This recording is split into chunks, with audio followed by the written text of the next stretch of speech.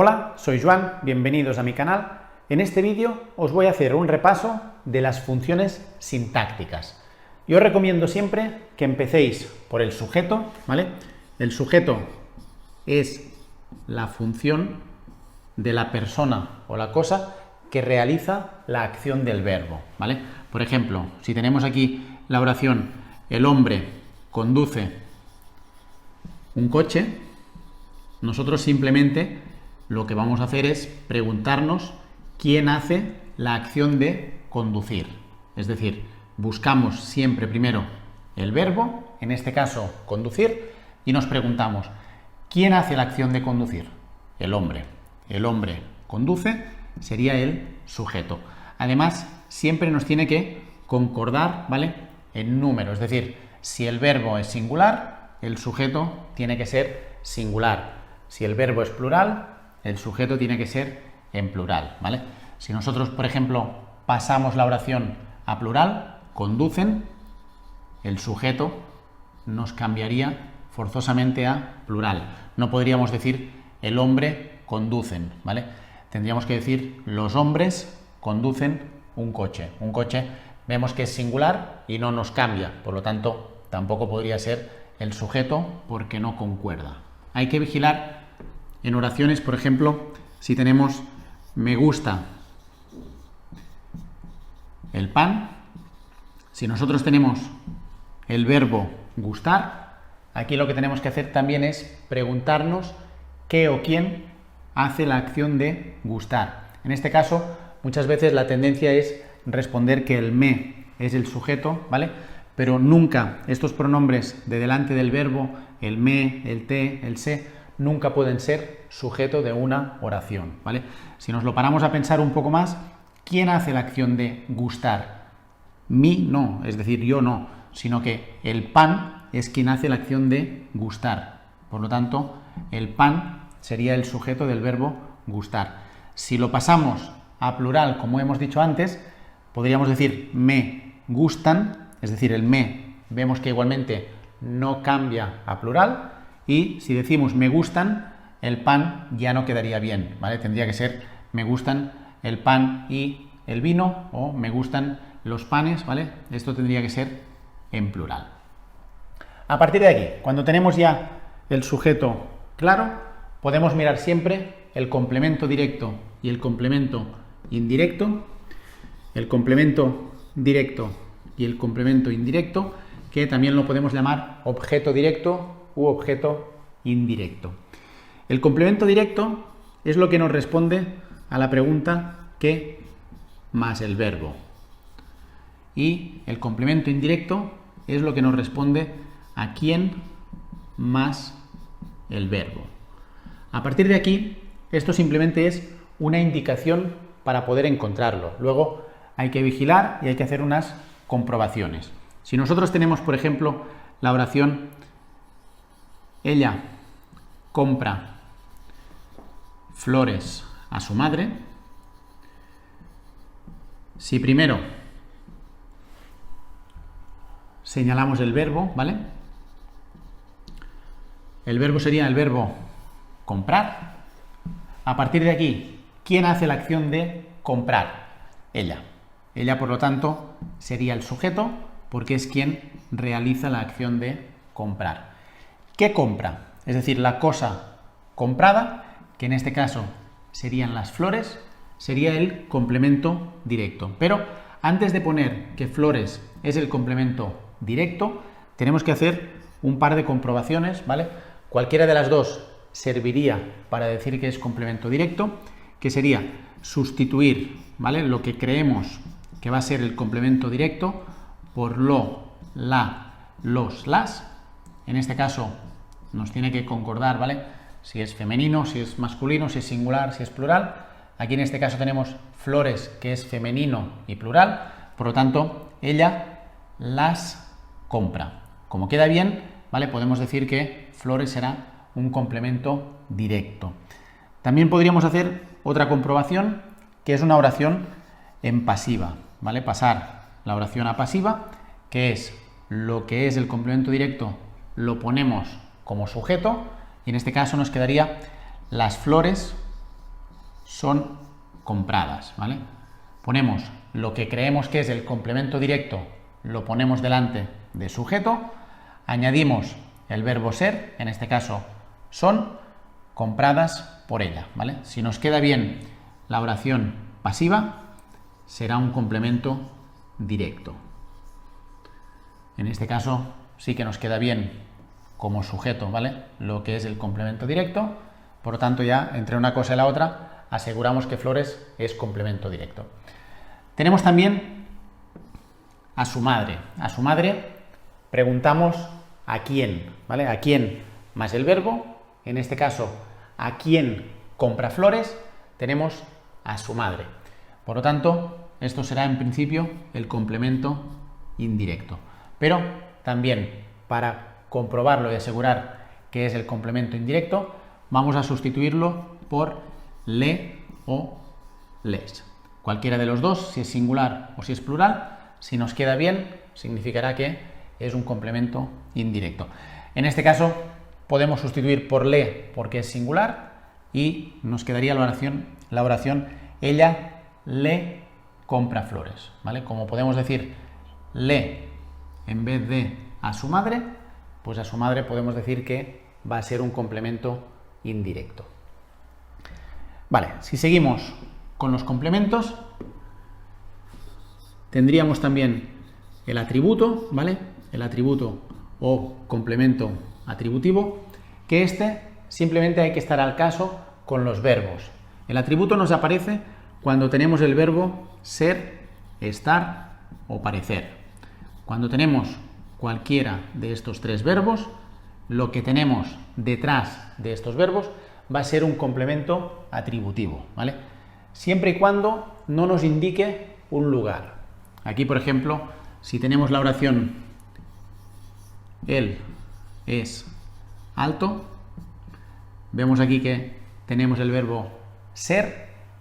Aquí él es quien haría la acción de ser alto, por lo tanto esto sería el sujeto, y alto, que sería un adjetivo que lo tenemos detrás del verbo ser en este caso, sería el atributo, ¿vale? En principio, cualquier complemento que tengamos después del verbo ser, estar o parecer va a ser un atributo, ¿vale? Siempre y cuando, hemos dicho, no nos indique lugar. Si decimos, por ejemplo, ella está en donde sea, en Madrid, ¿vale? Si decimos un lugar, entonces vemos aquí el verbo estar, pero esto no va a ser un atributo, sino que va a ser un complemento circunstancial del lugar, ¿vale? Cuando indica un lugar, tiene preferencia el lugar y no el atributo.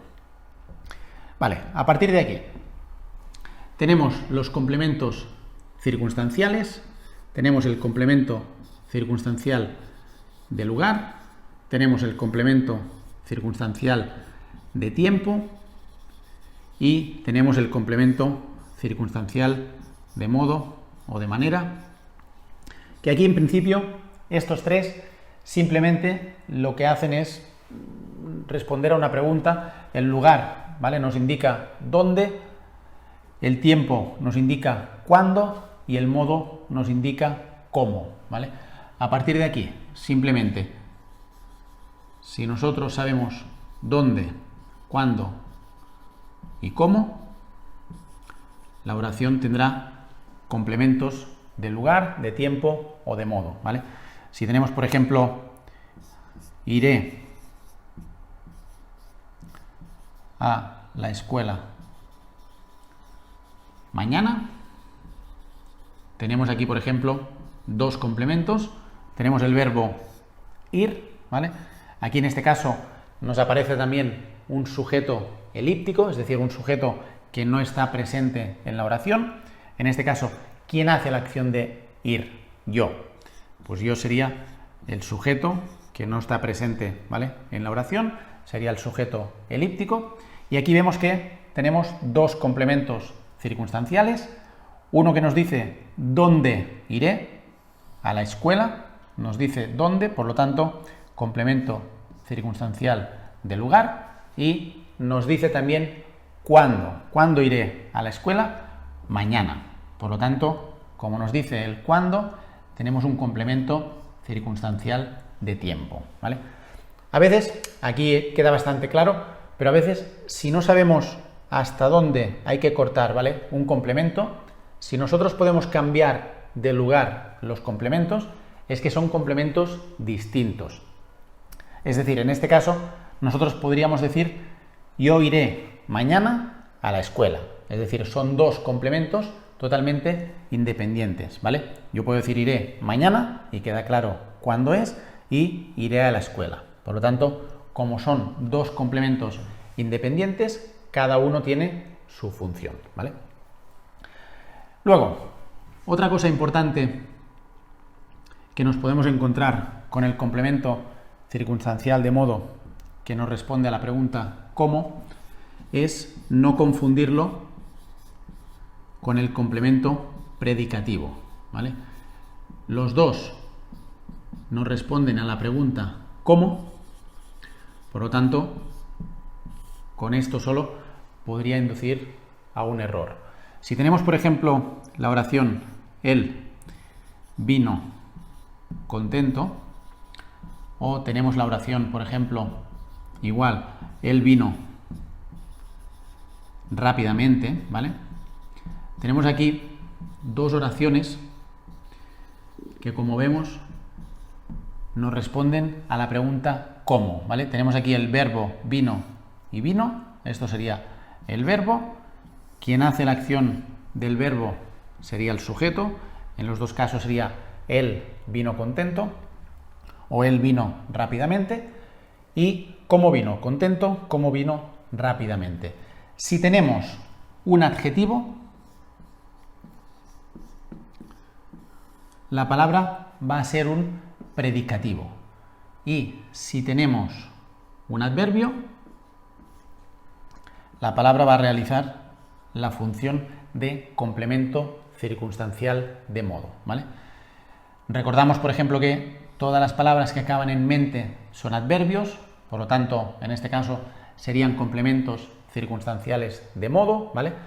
Y los adjetivos, en principio, la oración que sea predicativo, podemos también, esto sería como una ayuda, ¿vale? Una ayuda que podemos hacer. Si nosotros podemos cambiar el verbo por el verbo ser o estar, en este caso, por ejemplo, él está contento, si nos queda bien con el verbo ser o estar, será un adjetivo y por lo tanto será predicativo, ¿vale? Aquí no podemos decir él es rápidamente o él está rápidamente, no nos quedaría bien, ¿vale? Luego también tenemos los complementos circunstanciales, ¿vale?, de instrumento y de compañía, que en principio estos dos van acompañados de la preposición con, ¿vale? Si tenemos cualquier oración con la preposición con, lo que vaya junto con el con será un complemento circunstancial de instrumento o de compañía. Simplemente la diferencia será si pone una persona o pone una cosa, ¿vale?, un instrumento. Si dice, por ejemplo, la oración ella lo hizo con, y puede ser, por ejemplo, una persona, o lo hizo con el martillo, ¿vale? Si aquí nos dice,